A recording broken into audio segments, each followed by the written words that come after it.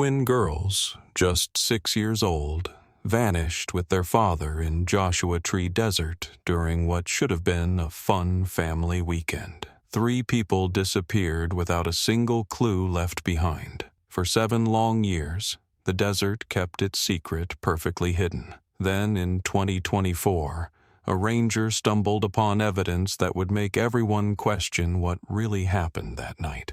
It was October 2017 when Mark Richardson packed his old Toyota pickup with camping gear and headed into Joshua Tree National Park with his twin daughters, Emma and Sophie. The girls had been begging their father for weeks to take them on their first real camping adventure. At just 6 years old, they could barely contain their excitement about sleeping under the desert stars. Mark was a cautious man, always prepared. He'd researched the campsite thoroughly, packed extra water, and even brought a satellite phone for emergencies. The weather forecast was perfect. Clear skies and mild temperatures. Everything seemed ideal for a father-daughter bonding weekend. They set up camp at Jumbo Rocks, one of the most popular areas in the park.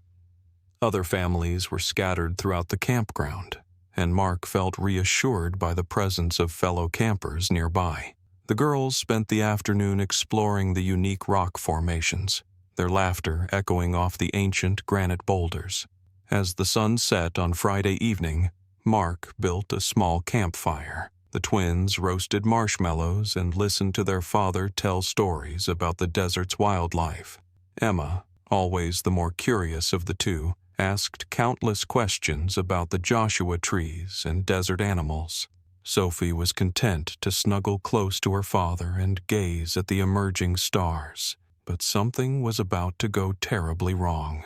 Around 10 p.m., Mark tucked the girls into their shared sleeping bag inside the family tent.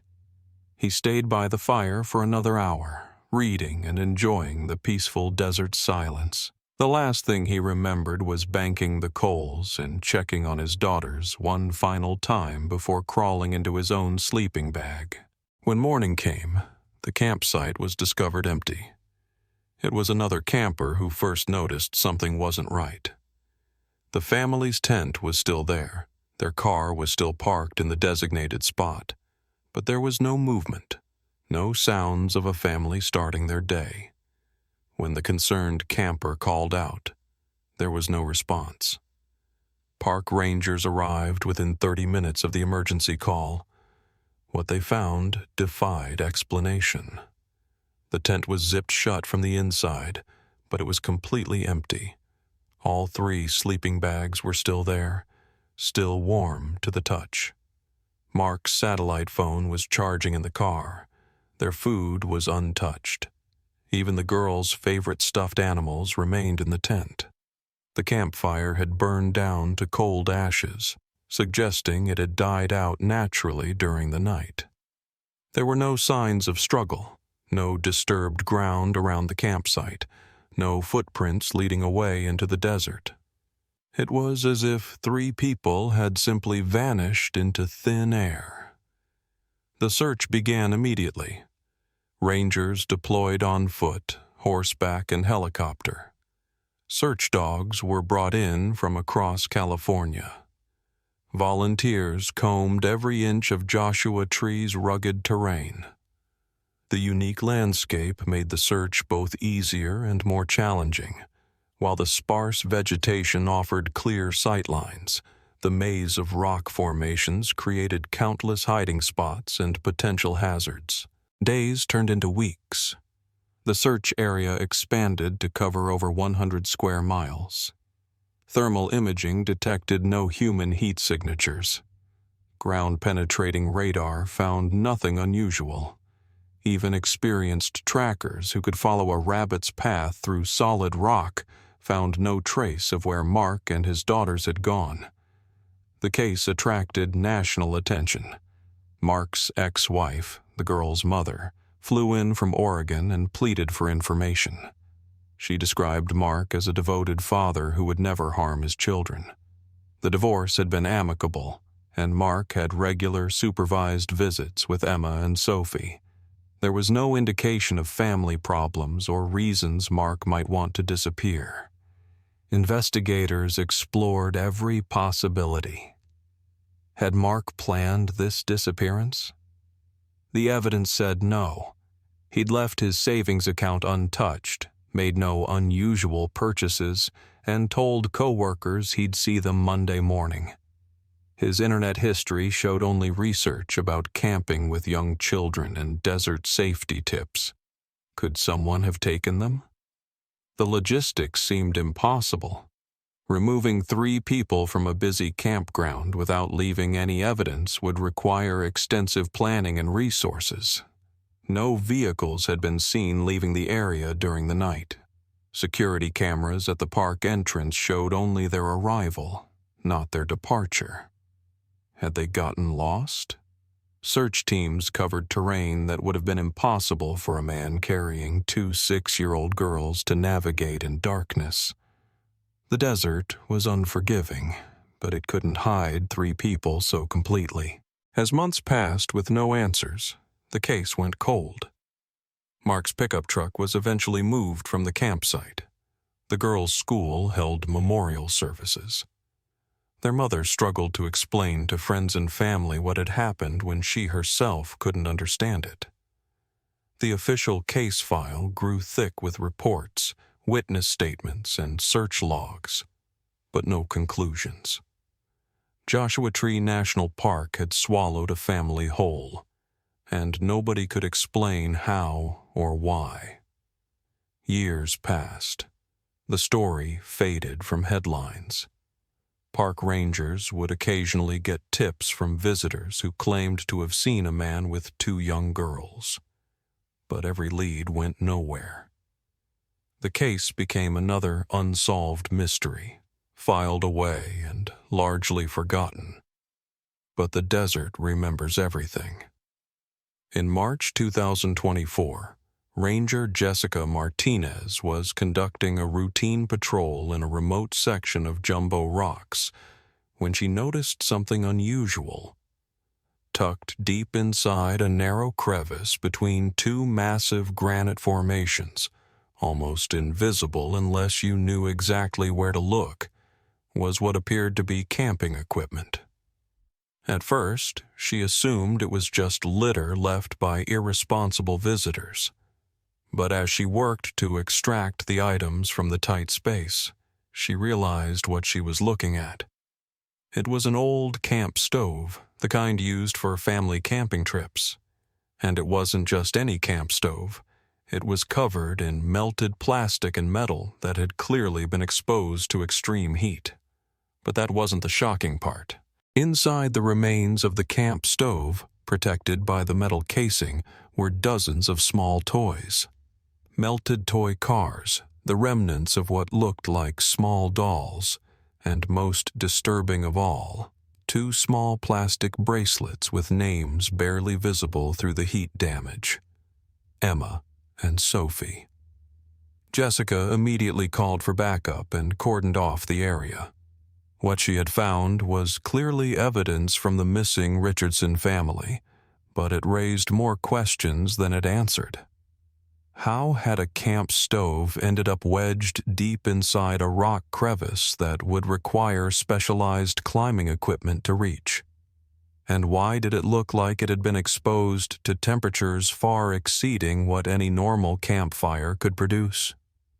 The forensic team that examined the stove confirmed Jessica's worst fears. The metal showed signs of having been heated to over 1,800 degrees Fahrenheit, hot enough to melt steel. No ordinary fire could have caused this kind of damage, not even a major wildfire. Yet there was no record of any extreme fire in this area of the park. But the mystery deepened when investigators tried to understand how the stove had gotten into that crevice in the first place. The location where Jessica found the evidence was nearly 2 miles from the original Richardson campsite, in an area that would have required technical rock climbing skills to access.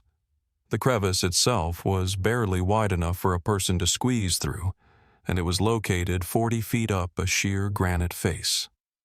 Even experienced climbers would need ropes and specialized equipment to reach it. Mark Richardson had no climbing experience. His friends and family confirmed he was afraid of heights and had never expressed interest in rock climbing.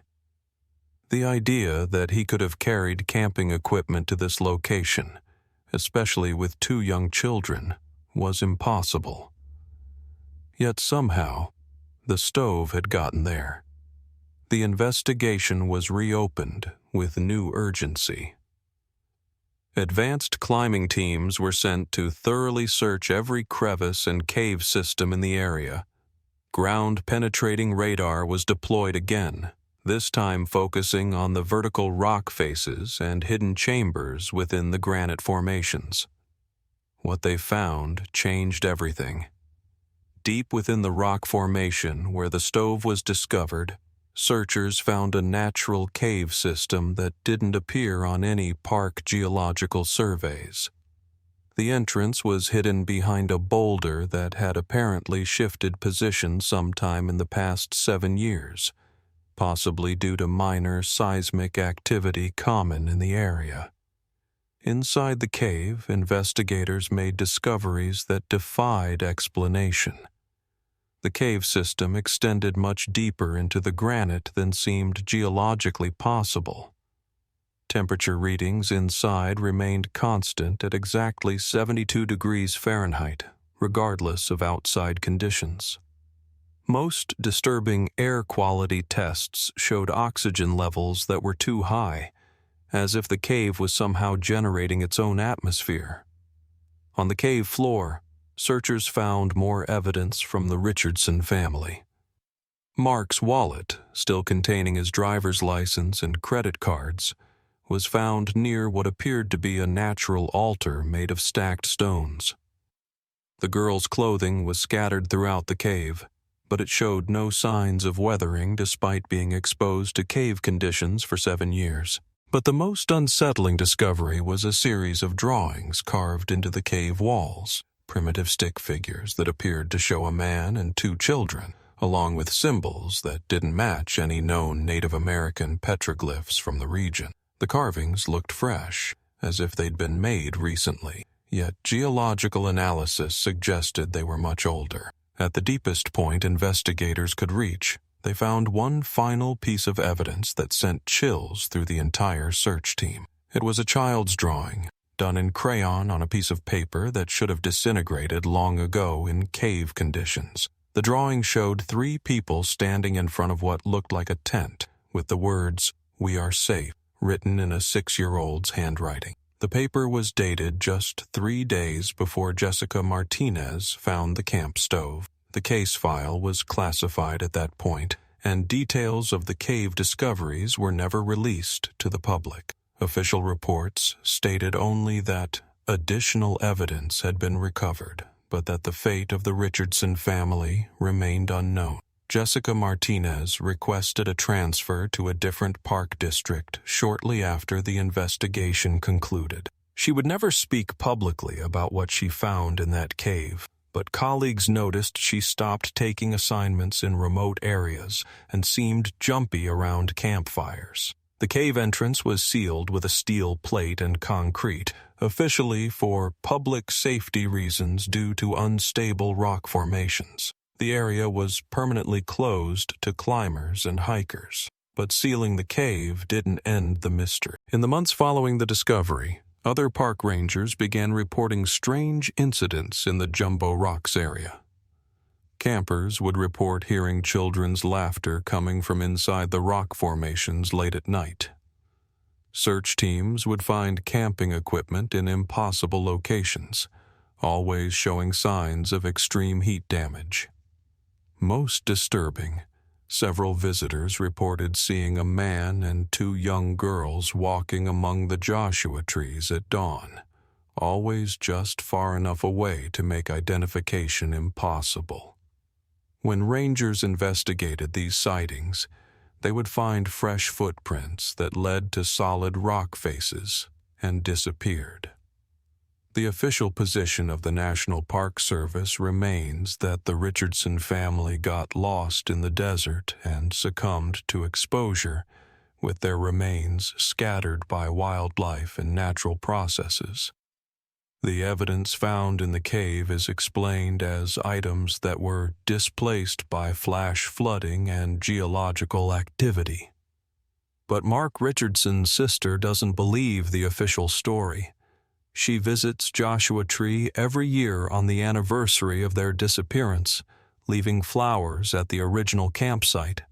She claims that sometimes, just as the sun sets, she can hear Emma and Sophie giggling from somewhere deep within the rocks. The local Kemahwevi tribe, whose ancestors lived in the Joshua Tree area for thousands of years, have their own explanation. Tribal elders speak of doorways within certain rock formations, places where the boundary between worlds grows thin. They say these doorways have always existed, and they warn against camping too close to them. According to tribal legend, the doorways open randomly, usually during times of perfect desert conditions like those Mark and his daughters experienced. Those who pass through the doorways find themselves in a place that looks like home, but isn't quite right.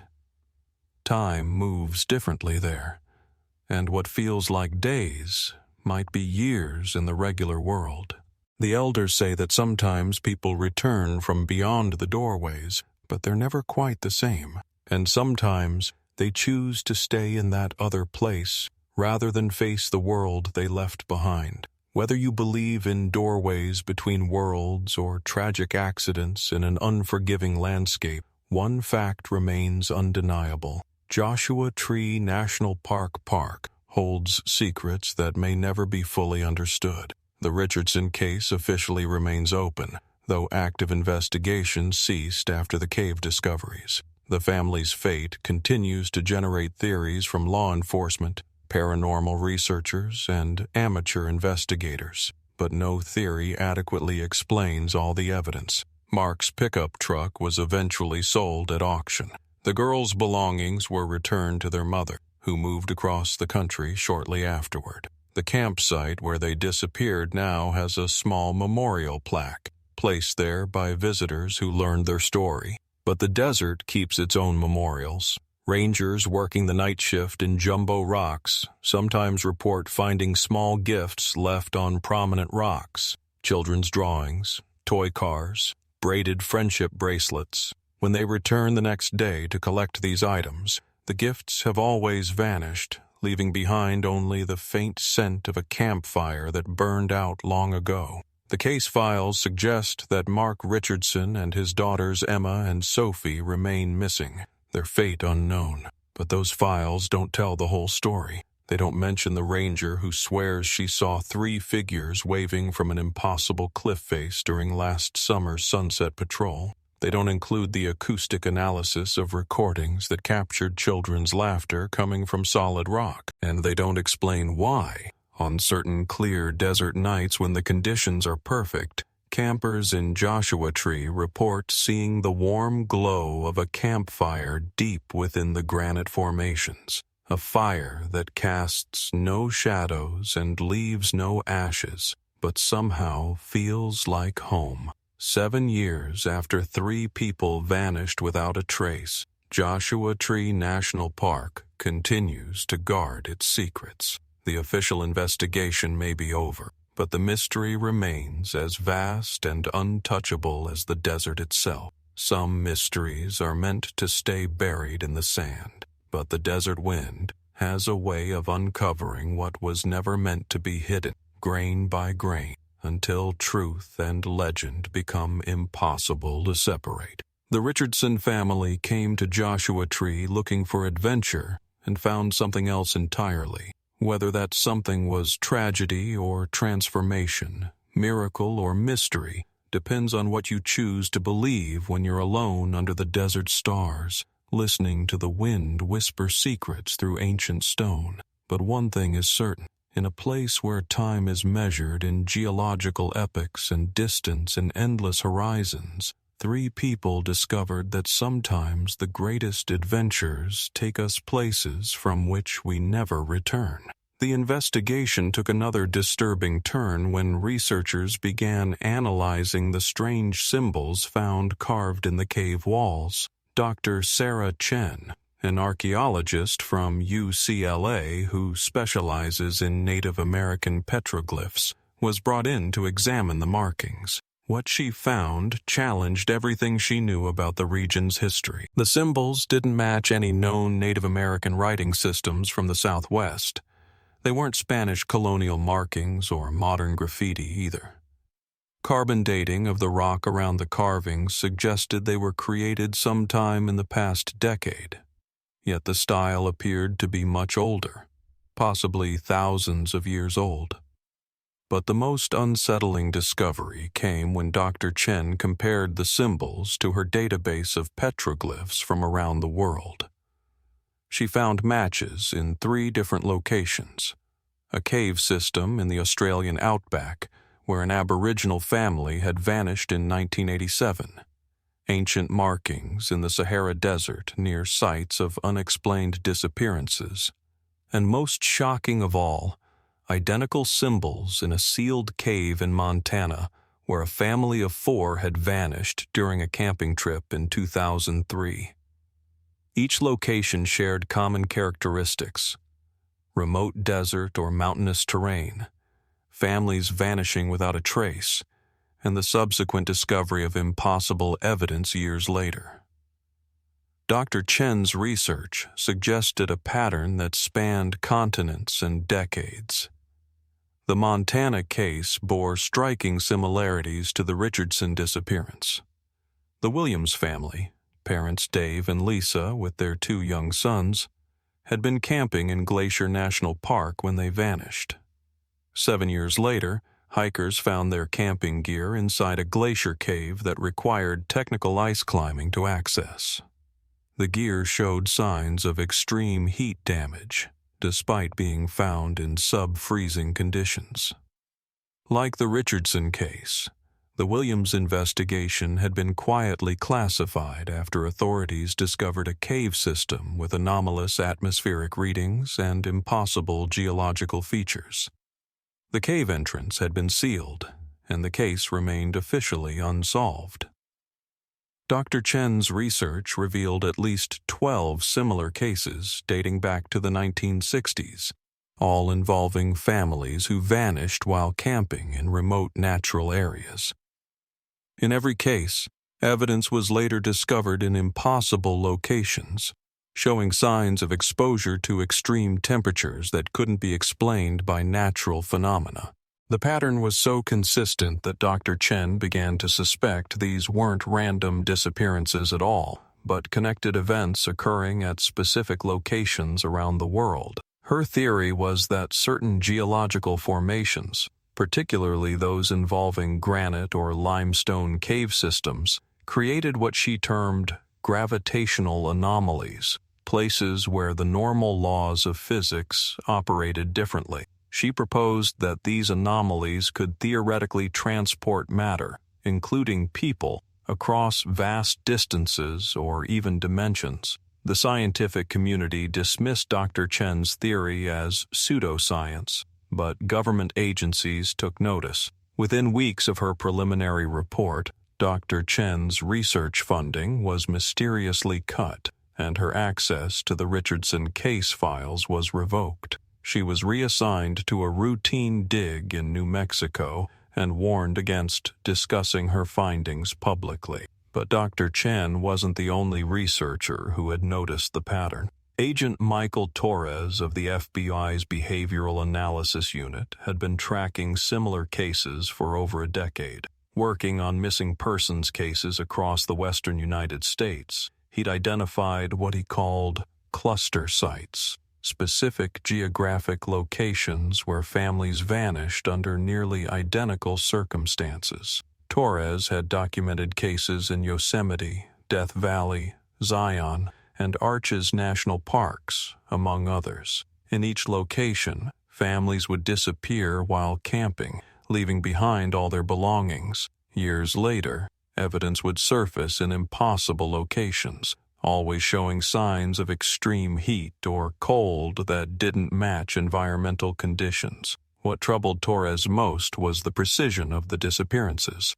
In every case, entire families vanished simultaneously. There were no partial disappearances, no survivors, no witnesses. It was as if something was specifically targeting family units, waiting for the perfect moment when they were most vulnerable and isolated. Torres had tried to get federal resources allocated to investigate these patterns, but his superiors showed little interest in what they considered unrelated missing persons cases. After the Richardson cave discoveries, however, attitudes began to change. A joint task force was quietly established, bringing together FBI behavioral analysts, geological survey experts, and selected park rangers from affected areas. The task force was given unlimited resources but operated under strict secrecy protocols. Their mission was to identify additional cluster sites and potentially prevent future disappearances. The task force's first breakthrough came when they analyzed satellite imagery of all the disappearance sites over the past 50 years. They discovered that each location showed subtle but measurable changes in electromagnetic readings during the months preceding and following the vanishings. These electromagnetic anomalies weren't random. They followed a predictable pattern, building to peak intensity around the time of each disappearance, then gradually returning to normal levels over several years. The readings suggested that something was actively manipulating the electromagnetic environment at these locations. More disturbing was the discovery that the anomalies were becoming stronger and more frequent. While disappearances had historically occurred every few years at any given site, recent data showed the intervals were shortening. The electromagnetic signatures were appearing at sites that had never shown previous activity. The task force realized they might be dealing with a phenomenon that was not only continuing, but accelerating. Dr. Rebecca Martinez, a quantum physicist recruited for the task force, proposed a theory that challenged conventional understanding of space and time. She suggested that the electromagnetic anomalies were creating what she called temporal displacement zones, areas where the normal flow of time was disrupted. According to Dr. Martinez's calculations, families weren't disappearing in the traditional sense. Instead, they were being shifted into parallel time streams where events unfolded differently. The evidence found years later, the impossibly placed camping gear, the extreme temperature damage, represented objects that had briefly intersected between these parallel realities. Her theory explained why search teams never found bodies or conventional evidence. The families weren't dying. They were continuing to exist in alternate versions of the same locations, experiencing their camping trips in realities where different physical laws applied. The child's drawing found in the Richardson cave, dated just days before the evidence was discovered, supported Dr. Martinez's theory. In the timeline where Emma Richardson wrote, "We are safe," her family's camping trip was still continuing 7 years after they had vanished from our reality. But if Dr. Martinez was correct, it raised terrifying questions about how many other realities existed parallel to our own, and what forces were capable of moving people between them. The task force's investigation took on new urgency when they identified a pattern in the timing of disappearances. Using complex astronomical calculations, they discovered that vanishings occurred during specific celestial alignments, times when gravitational forces from the moon, planets, and distant stars created particular stress patterns in Earth's electromagnetic field. These alignments were predictable, occurring roughly every 18 months at each cluster site. Based on their calculations, the next high-risk period for Joshua Tree would be in October 2025, exactly 8 years after the Richardson family disappeared. Armed with this knowledge, the task force began developing intervention protocols. If they could identify potential targets during high-risk periods, and either evacuate them or provide electromagnetic shielding, they might be able to prevent future disappearances. However, their plans were complicated by the realization that the phenomenon seemed to be learning and adapting. Analysis of recent cases showed that disappearances were now occurring at times that didn't match the predicted celestial alignments. The electromagnetic anomalies were becoming more sophisticated, appearing to respond to the task force's monitoring efforts by changing their patterns. Dr. Martinez theorized that whatever intelligence was behind the phenomenon had become aware of their investigation and was taking countermeasures. The implications were staggering. They weren't dealing with a natural phenomenon, but with something that could think and react to human actions. The task force's worst fears were confirmed when they lost contact with Dr. Chen during a research expedition to the Montana site. Security footage from her last known location showed her entering the sealed cave system alone, despite strict protocols requiring team entry. When rescue teams reached the location, they found the cave entrance had been unsealed from the inside, and Dr. Chen was gone. Left behind was her research journal, open to a page containing detailed sketches of the cave symbols and a single handwritten note. They're not symbols, they're invitations. The journal's final entry, dated the day of her disappearance, contained Dr. Chen's most disturbing discovery. She had decoded enough of the symbol language to understand its basic meaning. The markings weren't random cave art or ancient petroglyphs. They were coordinates, directions pointing to what she called collection points, scattered across the globe. According to her translation, the Richardson family and others hadn't been randomly selected. They had been specifically chosen and transported to a central location existing outside normal space-time, where all the vanished families were being held for an unknown purpose. Dr. Chen's notes suggested that the disappearances were part of a systematic collection process that had been ongoing for centuries, possibly millennia. Human families were being gathered from remote locations worldwide and transported to this other reality for reasons that remained unclear. Her final entry contained a rough sketch of what she believed was a map showing the central collection point. The drawing depicted a vast underground complex with chambers containing hundreds of family groups, all living in recreated versions of their original camping environments. According to her notes, time moved differently in this place. What felt like days to the collected families corresponded to years in normal reality. Most chilling was her theory about why families were being collected. Dr. Chen believed that whatever intelligence was behind the phenomenon was studying human family dynamics, learning about love, loyalty, and sacrifice by observing families in isolated, stressful situations. The camping environment provided the perfect laboratory. Families stripped of modern conveniences and comforts, forced to rely on each other for survival and emotional support. In this setting, the true nature of human family bonds would be revealed and could be studied in detail. Dr. Chen's disappearance marked the end of the official task force investigation.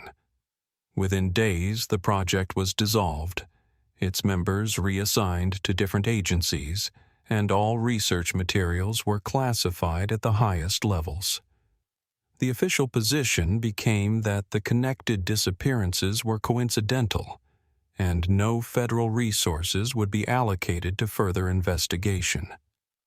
But the phenomenon didn't stop just because the investigation ended. In the months following the task force dissolution, disappearances began occurring at an unprecedented rate. Families vanished from Yellowstone, Bryce Canyon, and Sequoia National Parks. Each case followed the familiar pattern: complete families disappearing while camping, leaving no trace except for evidence that would surface years later in impossible locations. Park rangers began reporting increasing numbers of electromagnetic anomalies and unexplained phenomena.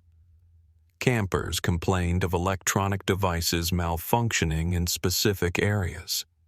Wildlife behavior became erratic, with animals avoiding certain camping zones entirely. Most unsettling were the reports from visitors who claimed to hear voices coming from within rock formations and cave systems. The voices were always those of children, calling for help or trying to communicate with the outside world. When investigated, these reports led to the discovery of new symbol markings, always appearing overnight in previously unmarked locations. The markings were becoming more complex and frequent, suggesting that the intelligence behind them was becoming more active and ambitious. Some symbols appeared to be attempts at direct communication, containing mathematical equations and star charts that human scientists could partially understand. One set of symbols discovered in Arches National Park contained what appeared to be a countdown, a series of marks that decreased by 1 each time they were observed. When the countdown reached 0, a family of 5 camping nearby vanished without a trace. The pattern suggested that the phenomenon was no longer content to wait for random opportunities. It was actively hunting specific families, marking them for collection, and following through with precision timing. Rangers across the national park system began receiving training on identifying and reporting electromagnetic anomalies, though they weren't told the true reason for these protocols. Officially, the training was described as geological hazard awareness, but experienced rangers understood they were being taught to recognize the warning signs of impending disappearances. Some rangers took matters into their own hands, quietly warning camping families away from high-risk areas during times when electromagnetic readings spiked. These unofficial interventions appeared to be successful in some cases, but they also seemed to anger whatever intelligence was behind the phenomenon. Rangers who interfered with the collection process began experiencing strange phenomena themselves. Their equipment would malfunction at critical moments. They would receive emergency calls that led them away from their assigned areas, only to discover the calls had never been made. Some reported being followed by figures that stayed just out of sight but could be heard moving through the wilderness. Ranger Jessica Martinez, who had discovered the Richardson evidence, began experiencing the most intense harassment. She reported that symbols would appear on her personal vehicle overnight. Her home security system would trigger randomly, showing footage of child-sized figures standing in her yard before vanishing when she investigated. Most disturbing, she began receiving phone calls in the middle of the night. The calls came from numbers that didn't exist, and when she answered, she would hear children's voices whispering her name. The voices sounded like Emma and Sophie Richardson, though they spoke in a language she couldn't understand. Jessica eventually requested early retirement and moved out of state, but the phenomena followed her. She reported that no matter where she went, she would occasionally spot the same 2 young girls watching her from a distance. They never approached, but their presence served as a constant reminder of what she had discovered in that desert cave. The Richardson case had evolved from a missing persons investigation into something that challenged the fundamental nature of reality itself. What began as a tragic family camping trip had revealed a phenomenon that operated beyond human understanding, collecting families for purposes that remained terrifyingly unclear. 8 years have passed since Mark Richardson and his daughters vanished from Joshua Tree. The official case remains unsolved. The task force investigation has been buried under layers of classification, and the pattern of disappearances continues across the national park system. But sometimes on perfect desert nights, when the electromagnetic conditions are just right, Visitors to Joshua Tree report seeing a warm campfire burning deep within the granite formations. The fire casts no shadows and produces no smoke, but those who get close enough swear they can hear the sound of a father telling bedtime stories to his daughters. The stories are always the same, tales of adventure and exploration, of families who discover magical doorways that lead to amazing places where time moves differently and love never fades. The father's voice is patient and kind, the children's laughter is pure and joyful, and the stories never seem to end. Whether these reports represent evidence of the Richardson family's continued existence in some alternate reality, or simply the desert wind playing tricks on lonely campers, depends on what you choose to believe about the nature of family bonds and the power of love to transcend the boundaries of space and time. What remains undeniable is that Joshua Tree National Park continues to guard its secrets, and somewhere within its ancient stones, the story of Mark, Emma, and Sophie Richardson continues to unfold, one whispered tale at a time.